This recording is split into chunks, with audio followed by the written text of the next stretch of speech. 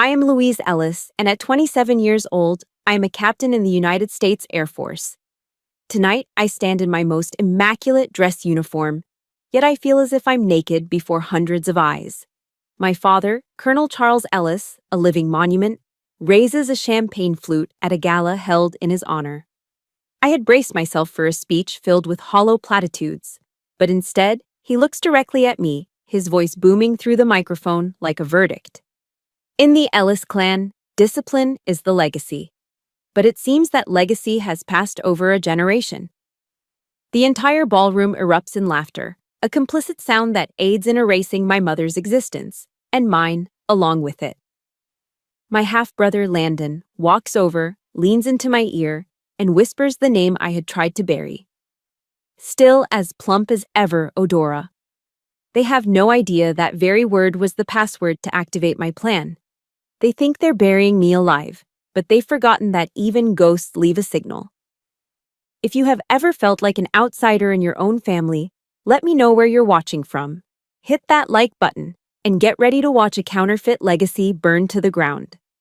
The ballroom at Peterson Air Force Base was a sea of dress blues and evening gowns, a meticulously arranged world of polished brass and even more polished smiles. It was a dining out, one of the Air Force's oldest traditions.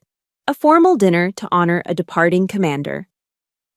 Tonight, that commander was my father. The air was thick with the scent of expensive perfume and catered steak, all underpinned by the suffocating weight of expectation. I felt like an unwelcome piece of decor, a mandatory but misplaced ornament. I stood near a pillar, the starched collar of my uniform a familiar comfort against my skin, yet doing nothing to ward off the chill I felt. My stepmother, Evelyn, surveyed the room with the practiced eye of a queen overseeing her court. Her gaze swept past generals and their wives, finally landing on me. It wasn't a look of anger or even dislike. It was colder, more dismissive. It was the look you give a photograph of the first wife that your husband forgot to put away. An inconvenient relic from a past she had worked tirelessly to erase. I was that photograph brought to life. A bubble of warmth and power seemed to form naturally around the center of the room. There stood the nuclear family. My father, Colonel Charles Ellis, Evelyn, and my half-brother Landon. Laughter flowed easily within their circle. Hands rested on shoulders, anecdotes were shared, and alliances were strengthened with every clink of a champagne glass. People orbited them, drawn to their gravity. A visible, uncrossable moat of empty space separated me from that island of belonging. I was my own solitary landmass, a testament to a chapter of my father's life that had long since been ripped out, its pages scattered. I sipped my water, the ice cubes rattling softly against the glass, the only sound in my immediate vicinity. My presence was a silent, awkward truth in a room built on comfortable fictions.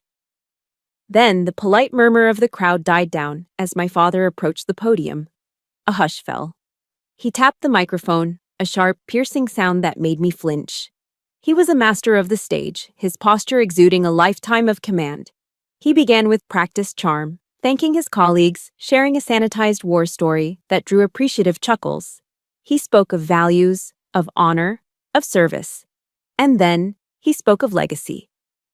The greatest honor a man can have, he began, his voice resonating with manufactured sincerity, is to build something that will outlast him. A legacy of strength, of principle. His eyes scanned the crowd, then settled on Landon, who stood a little taller. My father's hand came to rest on Evelyn's shoulder, a gesture of possession, of partnership. In the Ellis clan, discipline is the legacy. He paused, letting the words hang in the air. I held my breath, knowing what was coming. He looked right at me, his eyes two chips of ice. But it seems, he continued, his voice dropping slightly, making the blow more intimate, more devastating. That legacy has started over, more correctly, in the second generation. The silence that followed lasted only a second. It was broken by a few uncertain coughs, then a wave of laughter. It started with those closest to him, a sycophantic ripple that grew into a tidal wave of shared amusement. They were laughing with him. They were laughing at the ghost in the room. They were laughing at my mother, the the woman whose marriage and child were now officially classified as a correctable error. The sound was a physical force, pressing in on me, stealing the air from my lungs. The pain was sharp, a dagger of humiliation twisted in my gut. This wasn't just an insult, it was a public execution of my history. Through the haze of my own silent shock, I saw Landon moving toward me. He navigated the crowd with the unearned confidence of the chosen heir, a smug smile playing on his lips. He was buoyed by his mother's approving gaze, a silent command to finish the job.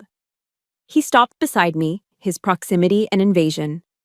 Leaning in close, his warm breath ghosting against my ear, he whispered the final, fatal blow. Still as plump as ever, Odora. Odora. The name he and his mother had concocted for me when I was 13 and struggling with my weight after a knee injury. It wasn't just a cruel playground taunt about being overweight. It was so much more insidious. Odor. It was their label for me, the unwanted scent of the past that lingered in their pristine, new home. The reminder of a life, a wife, a family that existed before them. My very presence contaminated the sanitized narrative of the perfect Ellis family they had built. Tonight, that name carried the weight of a final verdict. You do not belong. You are the smell that must be aired out. Something inside me snapped, not with a bang, but with a quiet, terrifying calm. I turned my head slightly and smiled at him. It was a smile I had practiced in the mirror for 15 years, a perfect, hollow mask forged in the fires of their relentless disapproval. The muscles in my cheeks ached with the effort, but I held it steady. My voice, when it came out, was even, almost pleasant. Enjoy the evening, Landon. I watched him walk away, rejoining his parents. The perfect trio. They were the present, celebrated and solid. They were the future, anointed and assured. I was the past, a ghost they thought they could simply ignore into non-existence. They stood there, bathed in the warm glow of adoration, accepting congratulations on a legacy built on a foundation of erasure. My erasure. My mother's erasure. But they didn't know. As I stood alone in my starched uniform, an island in a sea of their making, they had no idea what they had just done. Tonight, they hadn't buried a ghost. They had given it a reason to haunt. They call me a ghost. But they forget that ghosts are born in houses where someone has been forgotten. Ghosts are born in houses where someone has been forgotten. My haunting began long before that night at the gala. It started in a quiet, methodical purge within the four walls of a house on Hill Air Force Base, Utah, the year my father remarried. I was 12. The house, a standard-issue beige military duplex, had been filled with the warm, gentle presence of my mother. Her memory lived in the framed photos on the mantelpiece, her laughing at a picnic, her holding me as a baby. It lived in the worn spines of her favorite novels stacked on the nightstand and in the unruly, fragrant chaos of the English rose garden she'd cultivated in the small backyard. That house was my last sanctuary, the last place her ghost felt more like a guardian angel. Then Evelyn arrived. She didn't arrive like a storm, loud and destructive. She was more like a frost, silent and creeping, killing everything soft and colorful from the inside out. Her campaign to erase my mother was a masterclass in psychological warfare, executed with the precision of a surgeon. It started with the photos. One day, the picture of my mother and me was gone from the living room, replaced by a generic landscape print from a home decor store. My father said nothing. A week later, all the photos vanished, the walls suddenly bare and sterile. Soon after, new frames appeared, filled with smiling portraits of him, Evelyn, and their newborn son, Landon. A new history was being written over the old one. My mother's books disappeared from the shelves, replaced by Evelyn's interior design magazines with their glossy pages of perfect, lifeless rooms. The final, most brutal act of erasure happened in the garden. I came home from school one afternoon to find the tangled, beautiful rose bushes gone, ripped from the earth. In their place were neat, orderly rows of boxwoods, trimmed into submission. The garden, once a riot of life and scent, was now a sterile green grid. Evelyn called it cleaner. The house was no longer my home. It had become her kingdom, and I, a non-consenting citizen. My father, desperate to please his new wife, to build a new, unblemished life, allowed it all to happen. His silence was his consent. He watched as the evidence of his first love, of my mother, was systematically dismantled, and he never said a word. He was a willing accomplice in the whitewashing of his own past. The deepest wound, however, was inflicted the following year. I was 13.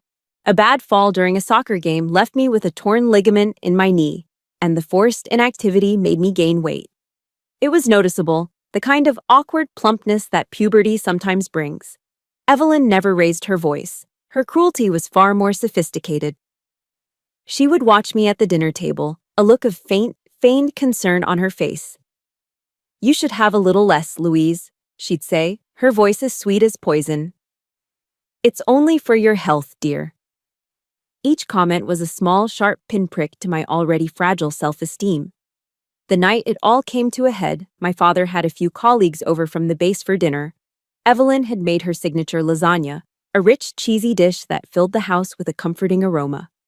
As she served me a modest portion, she caught my father's eye and gave him a nearly imperceptible nod. It was a silent, prearranged signal. My father stood up from the head of the table. In front of his friends, in the middle of dinner, he walked over to me, picked up my plate of pasta, and carried it to the kitchen. I can still hear the wet, scraping sound of the lasagna sliding off the plate and into the trash can. The silence in the room was absolute. The clatter of forks stopped. No one knew where to look. He placed the empty plate back in front of me. His face was a cold, emotionless mask. "The Ellis name doesn't stand for indiscipline," he said, his voice low and hard for the whole table to hear. But I knew those weren't his words. They were hers. The real message, delivered through him, was from Evelyn, and it was loud and clear. "My house has no room for you." I sat there, burning with a shame so hot it felt like my skin was on fire, and I didn't cry. I had already learned that tears were a weakness she enjoyed. If you've ever been made to feel small at your own dinner table, if you know the unique pain of being shamed by the very people who are supposed to protect you, support my story by hitting that like button. And just comment with the word "survivor" below, so we know we're not alone in this fight. After that night, Eudora was born. Landon, emboldened by the public display of my humiliation, started using the name. At first, it was just between us, a whispered insult in the hallway. But Evelyn heard it, and instead of stopping him, she would smile that thin, tight smile of hers and say, "Oh, children are so creative, aren't they?" Her casual approval was a green light. It legalized the bullying. My father didn't intervene. He later told me he saw it as a lesson in natural selection, a way for me to build character. But it wasn't a lesson. It was him, sanctioning his new son's torment of his old daughter to solidify the new family order. I became an alien in my own home. I understood that love was not on the table for me. Acceptance, if it was even possible, could only be earned through one path: excellence within my father's system. I stopped looking for warmth and started searching for armor. My life became a relentless pursuit of perfection. I threw myself into my studies, my grades soaring. I pushed my body to its limits, running until my lungs burned, doing sit-ups until my muscles screamed, transforming the soft flesh they despised into something hard and resilient. It wasn't passion that drove me. It was the desperate, clawing need to escape. The United States Air Force Academy became my obsession. It wasn't just a college, it was a door. It was the only way out I could see. It was a world my father respected, a system of discipline even he couldn't fault. It was a fortress, and I was determined to get inside. I wasn't running toward a dream. I was running away from a nightmare. As I lay in bed at night, staring at the ceiling of a room that no longer felt like mine, a single, haunting question echoed in the dark. If I couldn't escape this prison, could I build another one? A place where I could at least forge the bars myself? The prison I had chosen for myself was nestled at the foot of the Rocky Mountains in Colorado Springs. The United States Air Force Academy wasn't just a campus. It was a city of discipline, carved out of the wilderness with sharp angles and unwavering purpose. When I first passed through the gates as a basic cadet, a flicker of hope ignited within me. Here, I thought, I would be judged not by my name, but by my performance. Here, I could finally forge an identity of my own. I was wrong. The prison had different walls, but the ghost of my father's name haunted its hallways just the same. The name Ellis preceded me like a shockwave. It was both a shield and a target. The instructors fell into two distinct camps. There were the older officers who had served under my father, men who saw his reflection in me. They treated me with an unnerving deference, offering praise for mediocre work and opportunities I hadn't earned. Their kindness felt like a gilded cage, another form of being unseen. Then there were the others, the ones who had been on the receiving end of my father's ambition and arrogance. They saw me as a proxy for their resentment. Their scrutiny was relentless. Every minor infraction was magnified, every success attributed to nepotism. I was either his perfect daughter or his unforgivable sin. I was never just me. Among my fellow cadets, the sentiment was simpler and more unified. I was Princess Ellis. The nickname was whispered in the mess hall and scrawled on dusty windows in the barracks. They believed my path had been paved with my father's influence, that I was a tourist in their world of meritocracy. It didn't matter that I outran most of them on the track or scored higher on avionics exams. Every achievement was tainted by suspicion. I learned to navigate the social landscape with the caution of a soldier in a minefield. I had acquaintances, study partners, and squadron mates, but I had no real friends. The isolation was a familiar, aching weight, a cold I had brought with me from home. The systematic effort to break the princess was led by a senior cadet named Riggs. He was a barrel-chested, crew-cut embodiment of toxic authority, a man who believed stripping you of your dignity was the only way to build you up. He made my life his personal project.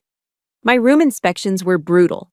He'd find fault with a single misplaced thread on a perfectly made bed.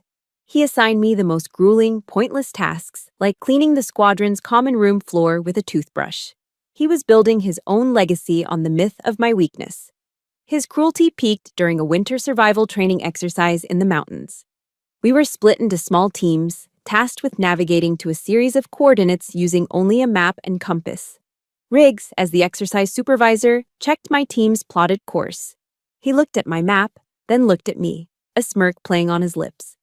"Looks good, princess," he said, handing it back. He had altered one of the coordinates with a subtle pencil mark, a change so small I didn't notice it until we were hours off course, trudging through knee-deep snow as the sun began to set. The cold was absolute, a physical presence that seeped into my bones. The wind howled through the pines, and the world became a disorienting swirl of white. My teammates were exhausted and angry, their resentment directed at me for the navigational error. I was alone, leading them deeper into a frozen wilderness, the weight of their safety heavy on my shoulders. We finally found our way back to the extraction point hours after everyone else, half frozen and utterly spent. As I stumbled out of the woods, shaking uncontrollably, Riggs was waiting. He didn't offer a blanket or a word of concern. He just looked at my pathetic state, his eyes filled with grim satisfaction. "Thought a colonel's daughter would be tougher than that," he said, loud enough for everyone to hear. That night, shivering in my bunk, the profound loneliness was overwhelming. The escape I had fought so hard for felt like a fraud. It was in that moment of despair that I sought a different kind of sanctuary. Late at night, when the barracks were finally silent, I would slip away to the academy's library. It was a vast, cathedral-like space, and in its hushed aisles, I found a different kind of armor. I wasn't looking for anything in particular, just a place to disappear. One night, my hand landed on a book with a simple cover. Daring Greatly by Brené Brown. I started reading, and the world shifted. For the first time, the shame and pain that had defined my life were given a name, not as a personal failing, but as a universal human experience. Brown wrote about the power of vulnerability, and a particular sentence seized my soul. Vulnerability is not weakness. It's our greatest measure of courage. I read it over and over. My father's brand of discipline, the rigid control, the refusal to show emotion, wasn't strength. It was a shield to hide his own profound insecurity. Evelyn's cruelty wasn't power. It was the terrified lashing out of someone who felt threatened. And my own carefully constructed walls of perfection weren't resilience. They were a prison built of fear. True courage, I began to understand, was the willingness to stand in the arena, even if it meant getting knocked down. To face the hurt without flinching. The words on those pages became my first real instructor, teaching me a language of strength my father had never known. Armed with this new understanding, I found my true refuge. It wasn't in the library or on the running track. It was in the cold, quiet hum of a T-38 Talon flight simulator. In that cramped, mock cockpit, the world fell away. There was no Ellis, there was no Odora. There was only me, the glowing instrument panel, and the endless digital sky. Here, the rules were absolute and fair. The laws of physics didn't care about my last name. Aerodynamics didn't pass judgment. I could spend hours in there, long after my required sessions were over, practicing emergency procedures, mastering complex maneuvers, pushing the simulated aircraft to its limits, and then gently bringing it back. In the silence of the cockpit, surrounded by the soft glow of the gauges, I found true control. It wasn't the brittle, aggressive control my father wielded over others. It was the quiet, profound mastery of myself. Late at night, I'd sit alone in that simulator, the rest of the academy asleep, my hands moving with a fluid, practiced grace over the throttle and stick. I was a ghost, finally learning how to fly. The man who changed the course of my life didn't wear a uniform. He wore a faded gray wool sweater with worn patches at the elbows and smelled faintly of chalk dust and burnt coffee. Retired Colonel Marvin Grayson was a living legend in the world of aerodynamics, a civilian instructor at the academy who was spoken of in tones of reverence and a little bit of fear. He was a genius, and like many geniuses, he operated on a plane entirely separate from the rigid world of military protocol. His office was a chaotic marvel of controlled disarray, stacks of books threatening to avalanche onto a desk littered with papers and half-empty mugs. It was the antithesis of the obsessive, sterile order my father enforced. Marvin Grayson, I would soon learn, didn't care about order. He cared about truth. He taught an advanced course on flight dynamics, a class most cadets dreaded. He was known for his brutally complex questions and his utter intolerance for lazy thinking. I was on edge the first day, expecting my last name to once again define me before I'd even spoken a word. He posed a question about vortex dynamics so intricate the room fell into a dead, uncomfortable silence. I saw the answer in my head, a clear, elegant equation, and after a moment's hesitation, I raised my hand. I explained the principle, my voice steady despite the hammering in my chest. He listened, his expression unreadable. When I finished, he didn't offer praise or a smile. He just gave a short, sharp nod. But his eyes, for the first time since I'd arrived at this institution, someone's eyes, held a flicker of genuine interest. He wasn't looking at Colonel Ellis's daughter. He was looking at a mind that worked. It was a novel, dizzying sensation. A few days later, I was in my sanctuary, the T-38 Talon simulator, running through emergency protocols. I didn't know Marvin was there until the exercise was over. He had been standing in the shadows behind the cockpit, silent and observant. I'd been practicing one of the most high-stress scenarios, a dual-engine failure on final approach. It was a test designed to induce panic. In the simulation, the comforting roar of the engines had died, replaced by a terrifying silence and a cascade of warning lights. But I didn't panic. I remembered Brené Brown's words about courage. I focused on my breath, on the procedures I had practiced 1,000 times. My hands moved with a calm, deliberate precision over the controls, flipping switches, adjusting trim, feeling for the slightest response from the dying aircraft. I wasn't fighting the machine. I was in a conversation with it, a gentle, desperate negotiation. When the simulated wheels touched the digital runway, I let out a breath I didn't realize I'd been holding. Interesting, a quiet voice said from behind me. I jumped, turning to see Colonel Grayson leaning against the door frame. Most people try to wrestle the storm, he said, his voice a low rumble. They try to force the machine into submission. You, kid, you learn to dance with it. He turned and walked away without another word, leaving me sitting in the silent cockpit with a feeling I couldn't name. It felt like warmth. It felt like being seen. The true test came a week later, not in a simulator, but at 10,000 feet over the Colorado plains. I was on a solo training flight when I encountered it, a sudden, violent pocket of wind shear during my landing approach. The plane dropped like a stone, the wings shuddering, the controls going slack in my hands. This was real. This was a life-or-death exam. For a terrifying second, the old voices screamed in my head. Eudora, princess, not good enough. Then Marvin's voice cut through the noise. You learn to dance with it. I took a breath. Instead of fighting, I yielded. Instead of yanking the controls, I made a series of minute, delicate adjustments, easing the pressure, letting the aircraft find its own equilibrium as I guided it through the turbulence. I didn't conquer the wind, I navigated it. The landing was perfect, a smooth kiss of rubber on asphalt. As I taxied down the runway, I saw him waiting for me, standing by the hangar. A rare, small smile touched the corners of his mouth as I climbed out of the cockpit, my legs still shaking. I was right, he said simply. You've got the hands of a ghost. Invisible, precise, and lethal when you need to be. He looked at me, his gaze analytical but kind. Ghost fits you better than princess. In that moment, on a windswept tarmac under a vast blue sky, he gave me a new name. And with that one word, he vanquished Eudora forever. Ghost wasn't an insult. It was a title. It was an identity I'd earned. Later that week, he called me to his office. The confirmation of my parentage had finally made its way to him. When I walked in, his expression was serious. I knew your father, Louise, he said, skipping any preamble. He motioned for me to sit. Charles Ellis is a fine tactician, one of the best. But he makes a classic, fatal mistake. He mistakes control for respect. He poured 2 mugs of coffee from an old sputtering machine in the corner. It was black, thick, and brutally strong. He handed one to me.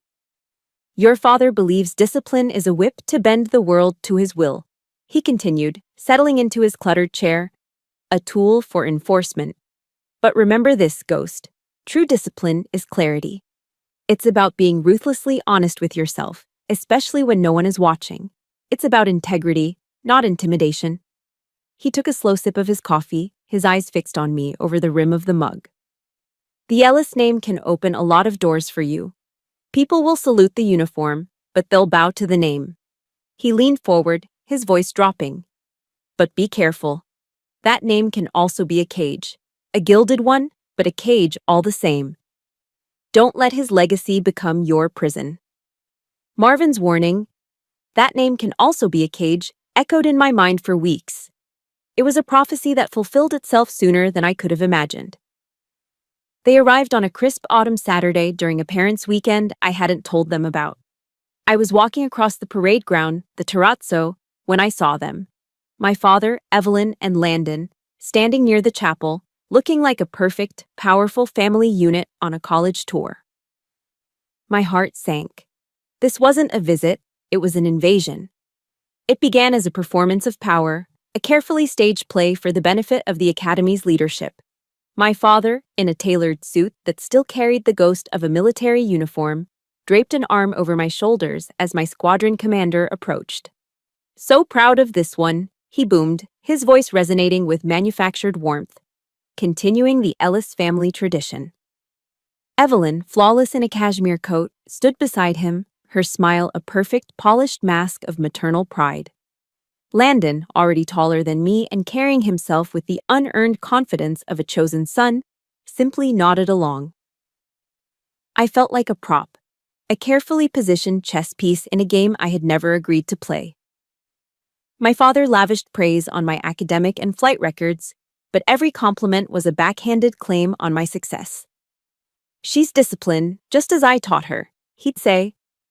Or, her performance is exactly in line with the expectations I've set. He wasn't acknowledging my hard work. He was branding it. He was stamping my achievements with his own name, making it clear to everyone that my success was not my own, but merely an extension of his legacy. I stood there, smiling my practiced, empty smile, a puppet in the family's public relations campaign. The gilded cage Marvin had warned me about felt cold and tight around my ribs. The public performance gave way to a private one over dinner at a stuffy, overpriced steakhouse downtown. The meal was a minefield of strained small talk and unspoken tensions. My father talked about his consulting work, Landon about his own flight training, and Evelyn orchestrated the conversation, ensuring it never veered into any territory that was genuinely personal or, God forbid, emotional. I mostly listened, a silent observer at a table of strangers who shared my blood. Then, halfway through the main course, Evelyn placed a beautifully wrapped gift box on the table in front of me. It was from a high-end department store, tied with a perfect silk ribbon. "I saw this and just thought of you, Louise," she said, her voice smooth and honeyed. "A little something to celebrate your success." A knot of suspicion tightened in my stomach. Evelyn's gifts were never just gifts. They were messages, calculated moves in her long, silent war against me. I opened it carefully. Inside, nestled in layers of tissue paper, was a stunning evening gown. It was a deep sapphire blue, elegant and simple. It was genuinely beautiful. A fragile, foolish sliver of hope flickered within me. Maybe I was wrong. Maybe this was an olive branch. And then I saw the size tag attached to the collar. My blood ran cold. The dress was a size 4. I was a size 8. It wasn't a mistake, an oversight. It was a statement as clear and brutal as the night my father had thrown my dinner in the trash. The message was the same. You are still not good enough. You still don't fit. You're still the girl who needs to be made smaller. It was a ghost from the past, a whisper of odora in silk and satin. I looked up from the box and met Evelyn's eyes. Her smile was perfect, unwavering, and utterly devoid of warmth. Across the table, I saw Landon catch the look on my face. A slow, knowing smirk spread across his lips. He understood the message perfectly. My father, oblivious or perhaps willfully ignorant, chose that moment to reveal the true purpose of their visit. He cleared his throat, setting down his steak knife with a decisive click. Landon is being considered for a highly competitive slot in the F-22 test pilot program at Nellis Air Force Base, he announced, his voice taking on the official tone he used for important matters. He looked directly at me, his gaze pointed. Your academic record here is exemplary, Louise. Your instructors hold you in high regard. He paused for effect. I need you to write a letter of recommendation for your brother, a glowing one. It will carry significant weight coming from another member of the Ellis family who has excelled in this environment. There it was. The cage door slamming shut. He wanted to use the reputation I had bled for, the respect I had earned through sleepless nights and punishing work, as a stepping stone for his real heir. He wanted me to leverage my own hard-won capital to benefit the son who had stood by and smirked while I was being psychologically dismantled. It was the family business model in its purest form. My accomplishments were a corporate asset to be used for the advancement of the designated successor. The old Louise would have crumbled or argued.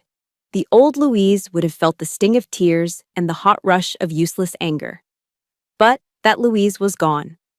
In her place was the ghost, the quiet observer Marvin had named.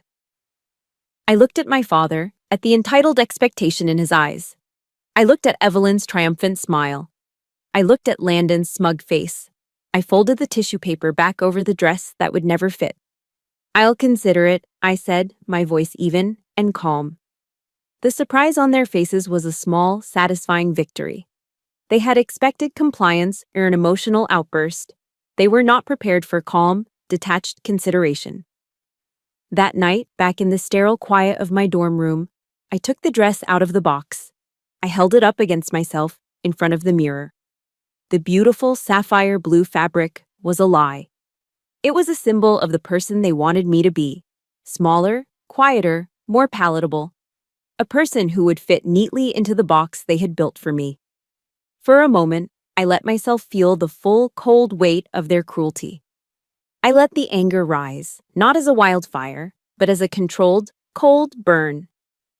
Then I carefully folded the dress. I didn't throw it away. That would have been too emotional. Instead, I placed it back in its box and pushed it deep into the bottom of my closet, burying it under my uniforms. I was done trying to fit into their world. It was time to make them face mine. They wanted a recommendation, a piece of paper with pretty words on it. I stared at my own reflection, at the determined, cold eyes looking back at me. They would get a demonstration instead. A performance they would never forget. Not on paper, in the sky. My performance, the one I had promised myself I would deliver, came not on paper, but in the heart of the Nevada desert. Nellis Air Force Base is where the best of the best are forged, and I had earned my place there. Through sheer merit, I had secured a slot in the F-22 Raptor Development Program, the same slot my father had intended for Landon. My brother was there too, in a different squadron, a constant smirking reminder of the family's expectations. But in the sky, pedigree meant nothing. Performance was everything. The day it happened was blisteringly hot, the kind of day the heat shimmers off the tarmac in waves. My mission was a routine systems test, evaluating a new experimental radar-absorbent skin integrated into the Raptor's fuselage. I was a test pilot now, a first lieutenant, and the cockpit of the F-22 felt more like home than any house I had ever lived in. As I climbed into the sky, leaving the brown smudge of the desert floor behind, I felt that familiar sense of peace. Up here, I was in control. I was the ghost. The test protocol was simple. Fly a predetermined pattern while the ground crew monitored my radar cross-section. But as I executed a high-G turn, something felt different. The aircraft responded with an unusual fluidity, a strange, frictionless grace. It was like the air itself was parting for me. On a hunch, I deviated from the flight plan, pushing the Raptor into a series of complex, layered maneuvers, a dance of my own design. I felt the connection Marvin had talked about. I wasn't wrestling the storm, I was dancing with it. Then my comms crackled. The voice of the flight controller was tight with confusion. "Ghost, we've lost your signal. Repeat, we have lost your radar signature. Acknowledge." I looked at my own instruments. Everything was perfect. "Control, Ghost is here, all systems green," I replied. "Negative, Ghost. You are not on our screens. You are completely gone." A thrill, sharp and electric, shot through me. I stayed in the zone, continuing my aerial ballet, feeling the Raptor move as an extension of my own body. For 6 minutes, I was invisible. A true ghost in the machine. When I finally eased off and my signature reappeared on their screens, the radio exploded with a torrent of excited, disbelieving voices. Back on the ground, the data confirmed it. During those 6 minutes, my maneuvers had caused the experimental skin to generate a perfect, sustained radar refraction field. It wasn't just stealth, it was absolute invisibility. I hadn't just run a test, I had stumbled upon the holy grail of aerial combat. The euphoria was intoxicating. This was mine. A discovery born from my skill, my intuition. This was the moment that would finally, irrevocably, prove my worth. There was no celebration, no debrief with cheering engineers. Instead, I was escorted by 2 grim-faced military police officers to a SIF, a sensitive compartmented information facility. It was a windowless, soundproof box of a room, designed to keep secrets in and the outside world out. The air inside was cold and sterile. And sitting at the steel table in the center of the room, looking every bit the powerful Pentagon consultant he now was my father. He wasn't smiling. His face was a mask of cold professional appraisal. "Sit down, Lieutenant," he said, his voice flat. He didn't use my name. I remained standing. "What's going on?" The data was a breakthrough. "The data," he said slowly, "has been contained. Your after-action report has been amended. For the purposes of the official record, the event has been classified as an anomalous sensor malfunction during a failed simulation." The cold in the room seeped into my blood. A failed simulation? That's a lie. This is a real discovery. My discovery. My father looked at me then, and there was not a flicker of paternal warmth in his eyes. It was the gaze of a corporate executive assessing a problematic asset.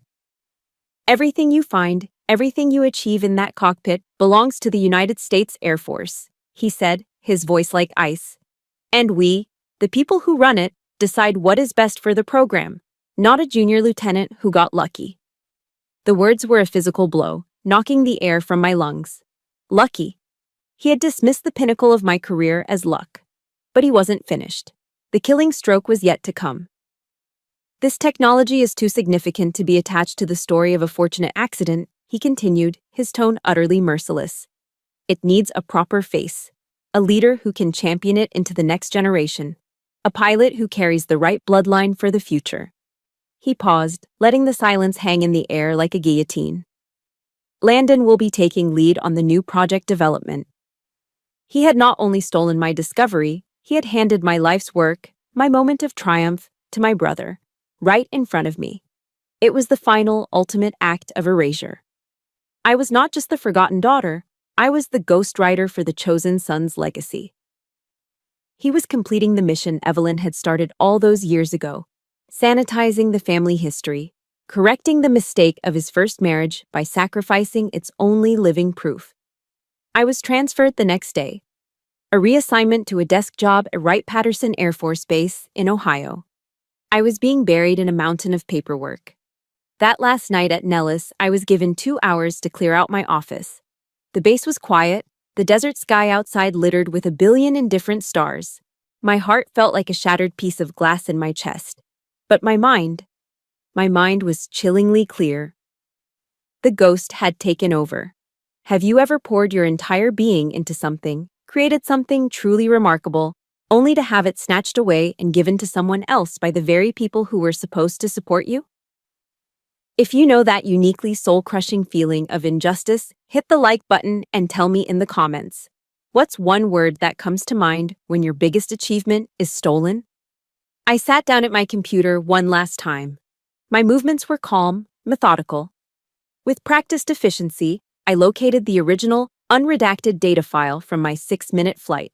The raw telemetry, the sensor logs, everything. It was a beautiful, perfect string of data that proved everything. I compressed it into a single file. Then I began to encrypt it, layering it with a complex, multi-tiered algorithm I had designed myself back at the academy. It was virtually unbreakable. When the encryption was complete, the system prompted me for a file name. My fingers hovered over the keyboard. I named the file Echo Protocol. I leaned back in my chair, the only sound the quiet hum of the machine. The pain was still there, a cold, heavy stone in my gut. But now it had a purpose. It was fuel. I whispered the words into the empty room, a promise to myself that had now become the central truth of my existence. You think you can bury me, Father, but you forget. Even a ghost leaves a signal. My exile to Wright-Patterson Air Force Base in Ohio was meant to be a burial. I was supposed to suffocate under mountains of paperwork, my name fading into bureaucratic obscurity while Landon's star rose. My father had written me out of the script. What he never anticipated was that I would use my time in the shadows to study the stage, the actors, and the script itself, preparing to rewrite the entire play. For 3 years, I wasn't a pilot.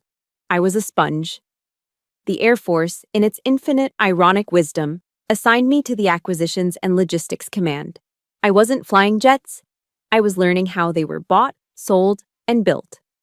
I immersed myself in the labyrinth of defense procurement protocols, federal acquisition regulations, and the arcane art of military-grade encryption.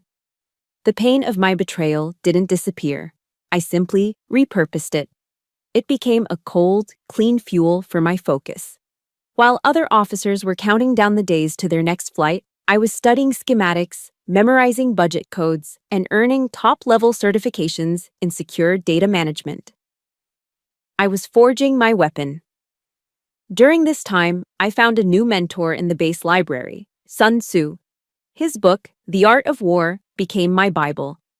One passage in particular became my mantra. Know your enemy and know yourself, and you will not be imperiled in 100 battles. I knew my enemy. My father's greatest weakness wasn't a flaw in his strategy, but the strategy itself. His all-consuming pride. He needed a legacy, a monument to his name. And the bigger the monument, the longer the shadow it casts. A perfect place for a ghost to hide. Then, the opportunity I'd been manufacturing for 3 years finally arrived.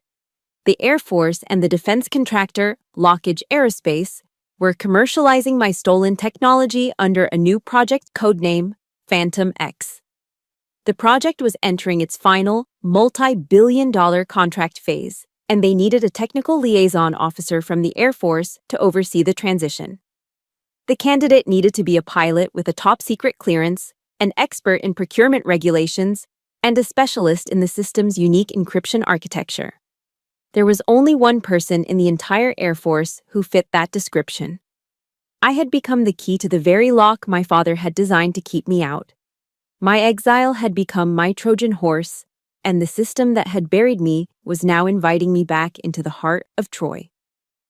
The boardroom at Lockheed Aerospace was a cathedral of corporate power, all glass, steel, and hushed, expensive silence. And there they were, the holy trinity of the Ellis legacy.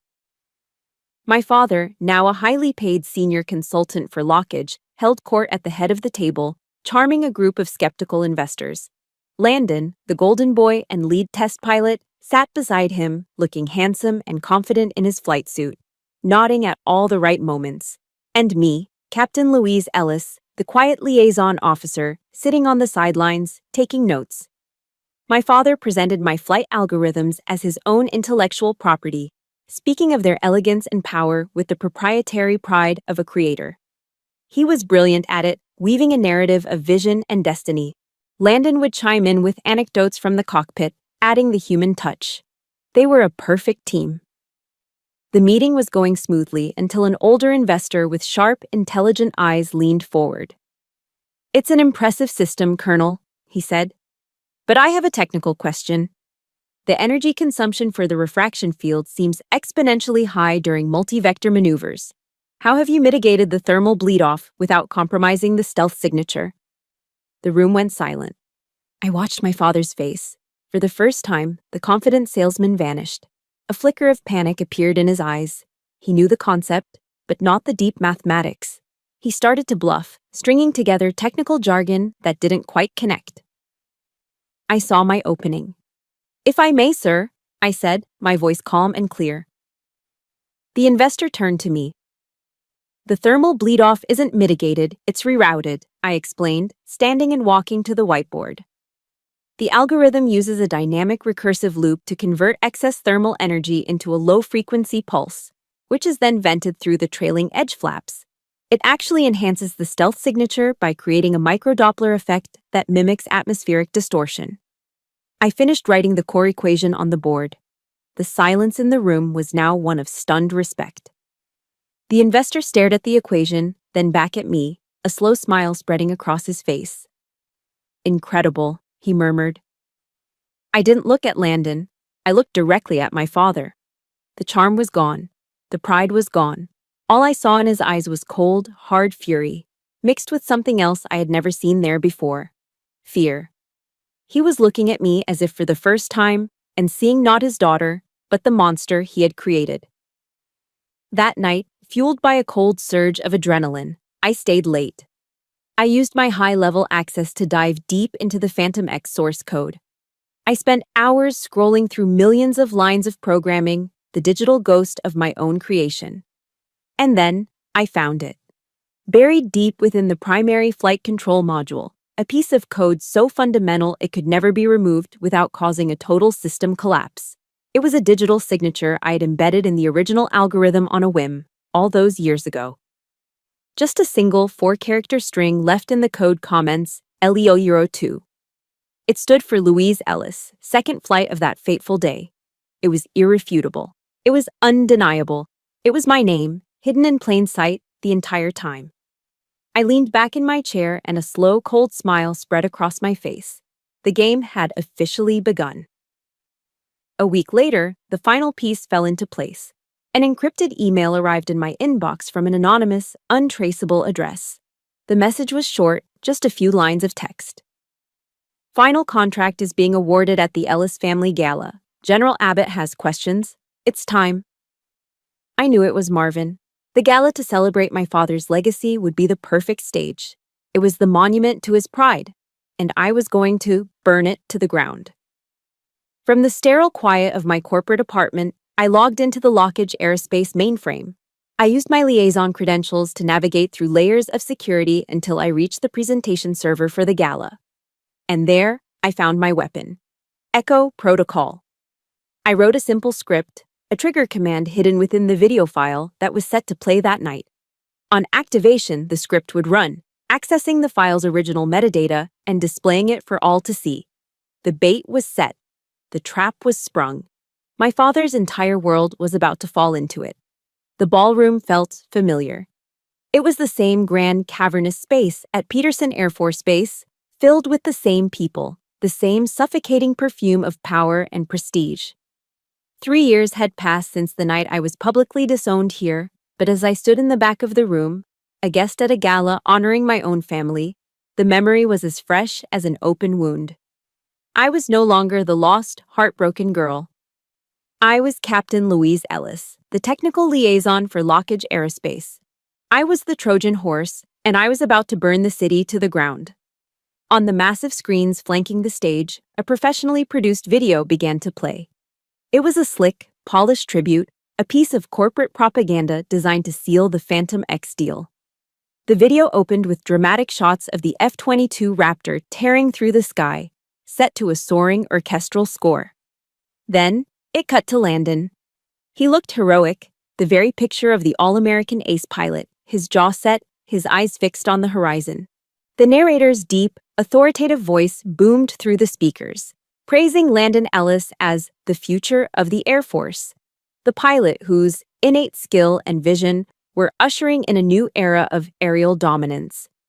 The camera cut to the audience, landing on my stepmother, Evelyn.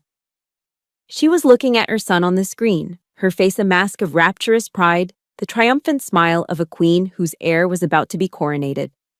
My father sat beside her, looking pleased, the architect admiring his perfect creation. The video ended, and the room erupted in applause.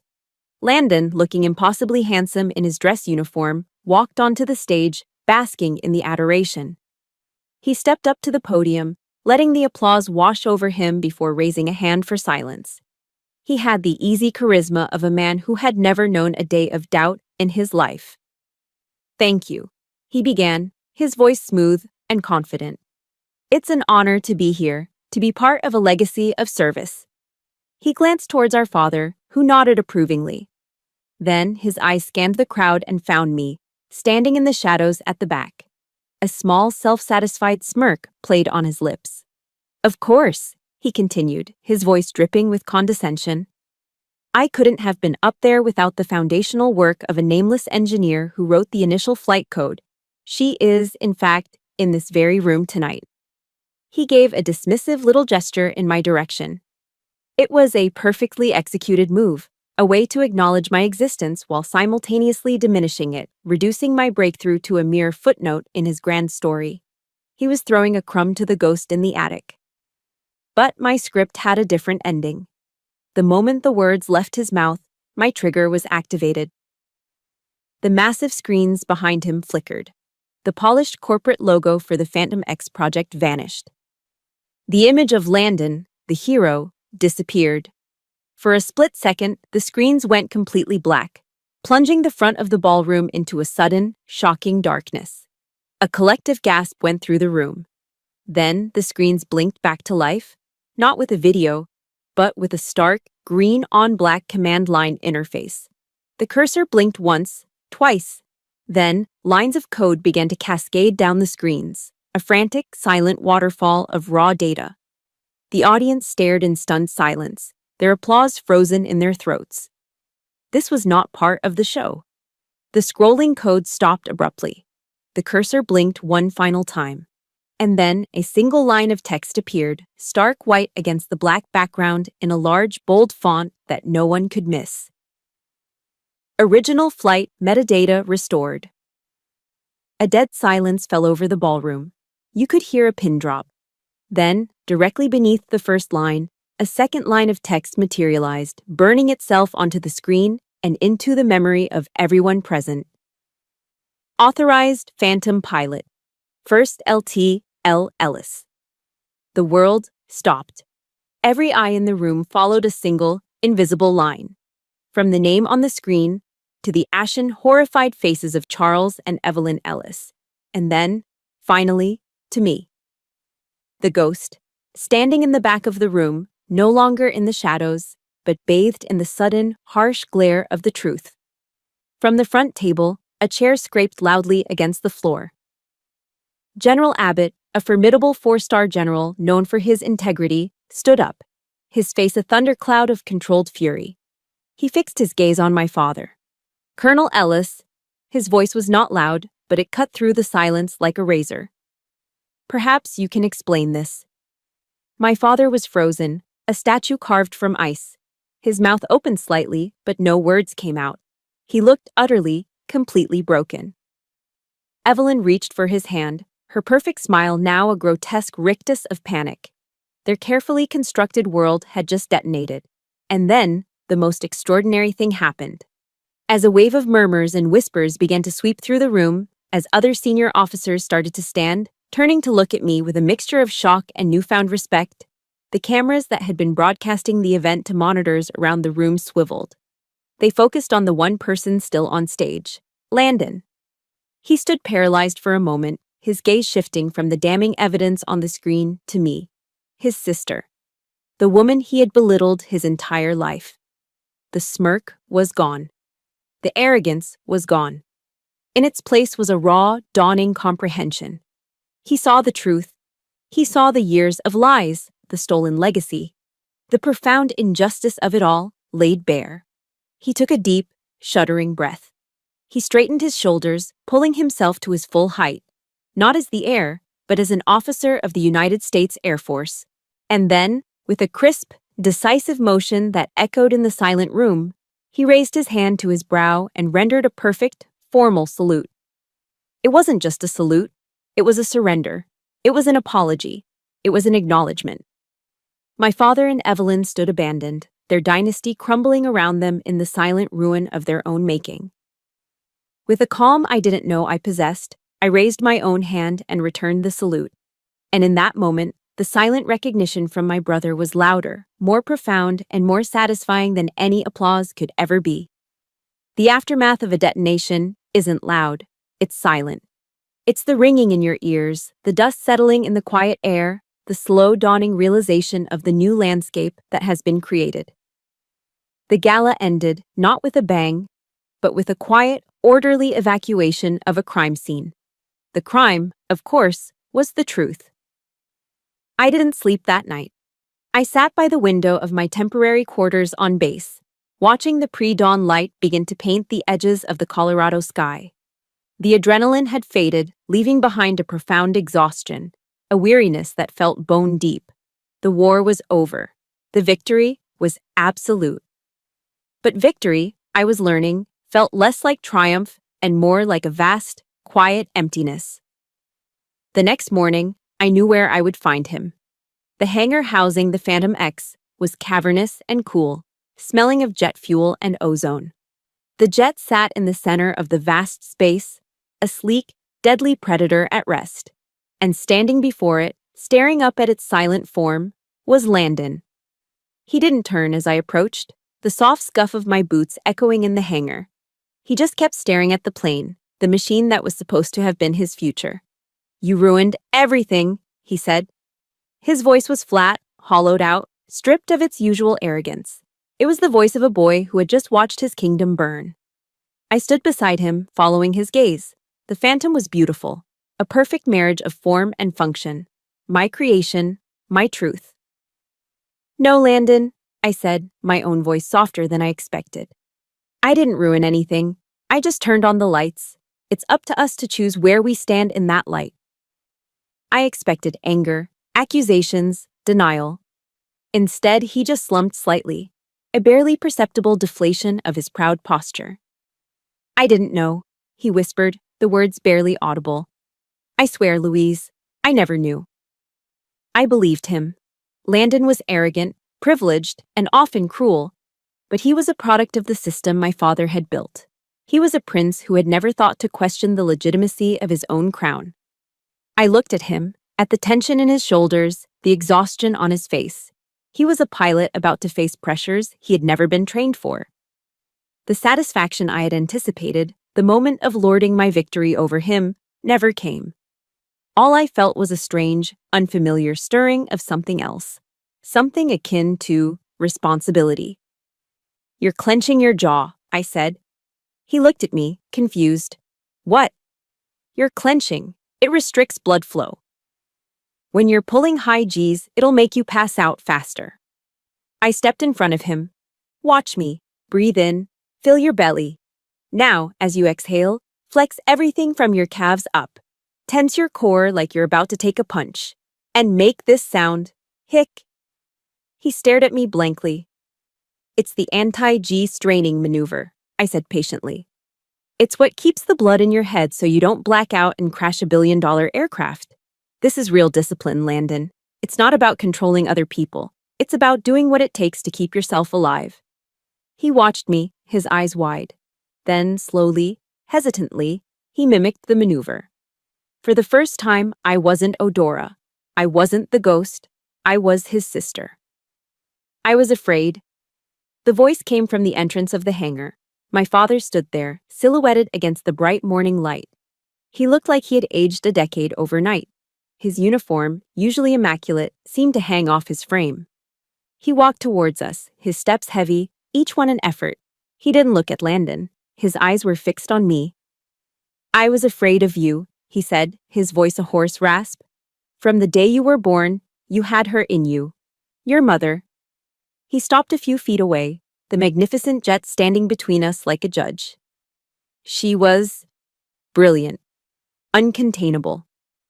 She never saw the world in terms of rules and hierarchies, only possibilities. I couldn't control her, and it terrified me." He finally looked away, his gaze falling on the floor. When she was gone, I thought, I could build something orderly, something I understood, a legacy of discipline. But you were still there, a living reminder of a past I couldn't control. So I chose ease over you, Louise. I chose the son who reflected my ambition over the daughter who reflected my fears. His confession hung in the air, raw and pathetic. It wasn't an apology, it was an explanation, born of a cowardice so profound it had poisoned all of our lives. He looked from me to Landon, his face etched with a tragic, self-inflicted sorrow. "I made you both pay the price for my own private wars." He stood there for a long moment, a king in the ruins of his own making. Then, he turned to leave. At the edge of the hangar's shadow, just before stepping back into the light, he paused. He didn't turn around. "Legacy," he said, his voice distant, as if speaking to himself. "It isn't what you pass on to the next generation. Sometimes, it's the baggage you learn to let go of." The words struck me with the force of a physical impact. They were the most honest thing he had ever said to me. For the first time, I didn't see a tyrant or a villain. I saw a small, frightened man, imprisoned by the very legacy he had spent his life trying to build. Back in my room, the silence felt different. It was no longer empty. It was peaceful. I picked up my phone and dialed a familiar number. Marvin answered on the second ring. "Grayson." "It's done," I said simply. There was a pause on the other end, then a low chuckle. "I figured as much. The shockwaves are already reaching DC." Another pause. "So, what now, Ghost?" I walked to the window and looked out. The sky was a brilliant, cloudless blue, stretching out to an infinite horizon. It looked welcoming. For the first time, it didn't feel like a place I had to fight my way into. It felt like home. "Now," I said, a sense of profound, boundless relief washing over me. I learned to fly without having to disappear. The war was finally over. A year can be a lifetime. It's long enough for wounds to scar over, for dust to settle, and for new things to grow in the ruins of the old. 1 year after the gala that detonated my family, I stood on another stage, under a different sky. The air was crisp with the scent of autumn in Colorado. Behind me, a new building gleamed in the sun, its glass and steel facade reflecting the endless blue. A sign near the entrance read, "The Ellis Center for Precision Flight Training." My father had donated a significant portion of his fortune to build it. It was his penance, his attempt to build something real out of the wreckage. I looked out at the assembled crowd of cadets, officers, and dignitaries. I was Major Louise Ellis now, the commander of this new center. I was no longer a ghost, hiding in the shadows. I was the architect of this new dawn. I stepped up to the podium, my voice clear and steady when I spoke.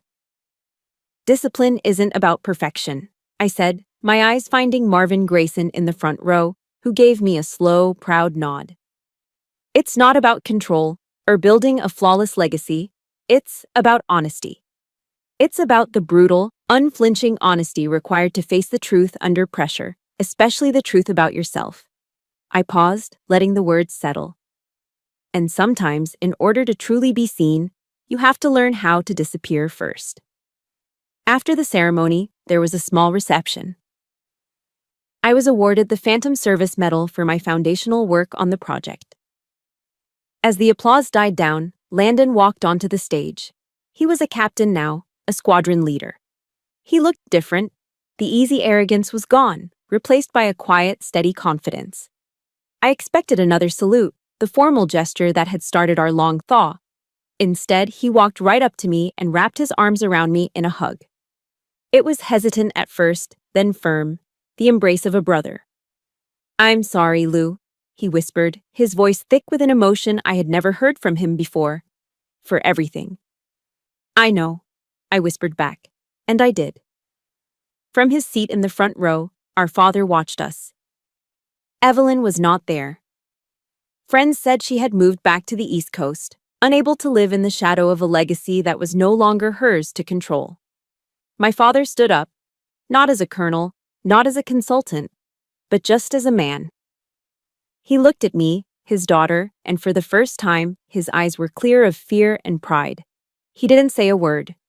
He simply raised his hand to his brow and rendered a slow, formal salute. It wasn't a required courtesy, it was an act of respect, from the heart. Later that afternoon, he and I met at a small, off-base coffee shop, the kind of anonymous place where the past felt a million miles away. We didn't talk about the gala, or the lies, or the years of pain. The silence between us was no longer a weapon. It was just quiet. After a few minutes, he reached into the inside pocket of his old leather jacket and pulled something out. He slid it across the table. It was an old photograph, its edges yellowed and soft with age. It was my mother. She was young, probably not much older than I was now, standing on an airfield, squinting into the sun. She was smiling, a brilliant, uncontainable smile, and in her hand she held a small, beautifully crafted model of a P-51 Mustang. "I kept it," he said, his voice raspy. "All these years." He looked at the picture, not at me. "She would have been so proud of you, Louise, more than you could ever know." It was the first time since she had died that he had acknowledged her, truly acknowledged her worth and her place in my story. It wasn't a full absolution, but it was a beginning. It was peace. That evening, I stood on a hill overlooking the academy, the place where my escape had begun. The sun was setting, painting the sky in fiery strokes of orange and purple. My phone buzzed in my pocket. It was a text from Landon. "Hey, you free next week? Maybe you could teach me some of those ghost moves." A real smile, easy and unforced, spread across my face. I typed back, "You're on, little brother. Try to keep up." My father's words from a year ago echoed in my mind. No longer a painful memory, but a profound truth. Legacy is the baggage you learn to let go of. I had finally let it go. The crushing weight of the Ellis name. The desperate need to prove myself, the anger, the pain, all of it. My real legacy wasn't revenge. It was this quiet moment, this healing, this newfound connection. As if on cue, a lone F-22 Phantom X roared across the evening sky, its powerful engines a familiar song. It climbed vertically, a silver needle stitching the twilight, leaving a long, white contrail in its wake. Major Louise Ellis, the ghost, finally had her own sky. A sky with no name, no expectations, no ghosts of the past. A sky big enough to hold both the darkness of the night and the promise of the dawn. My story wasn't just about the fight, it was about the long, quiet journey of healing that comes after the battle is won. It's about learning that your value is not determined by the family you were born into, but by the sky you choose to build for yourself. If my journey has resonated with you in any way, I want you to know that your own dawn is waiting. If you believe in the power of rewriting your own story, please consider liking this video and subscribing to the channel. We're building a community of survivors here for all the ghosts who refuse to remain invisible. Thank you for listening.